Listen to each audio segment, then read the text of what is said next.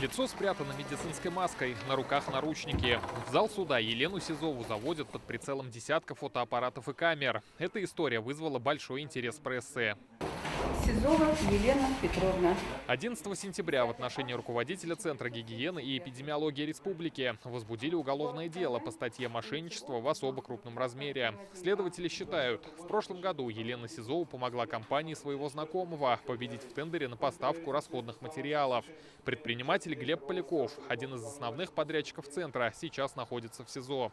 Предварительно он поставил реагенты заказчику, завысив их стоимость в 8 раз. Елена Петровна является главным врачом названного учреждения, находящегося в судебном сговоре с Поляком, являющийся директором ООО «СТЭЛ», совершили течение денежных средств названного учреждения на сумму свыше 1 600 000 рублей. Сегодня следствие запросило заключить Сизову под стражу до 4 октября. По их мнению, за годы работы у нее появились связи, и обвиняемая может помешать расследованию дела.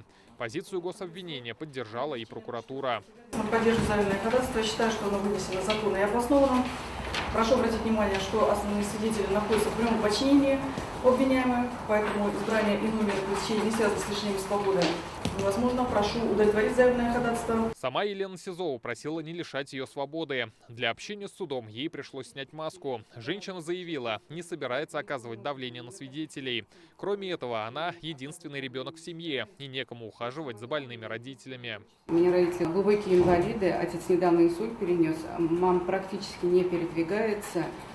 Помочь им некому, родственников в Казани кроме меня у нас нет, и они просто умрут голодной смертью. В перерыве заседания Елена Сизова пообщалась с журналистами. Вину она не признает и подчеркивает, за годы работы не разбогатела. Может, у вас есть какая-нибудь вилла, яхта? Да что вы? Посмотрите на мой дом на улице Волкова, 42, 1875 года постройки.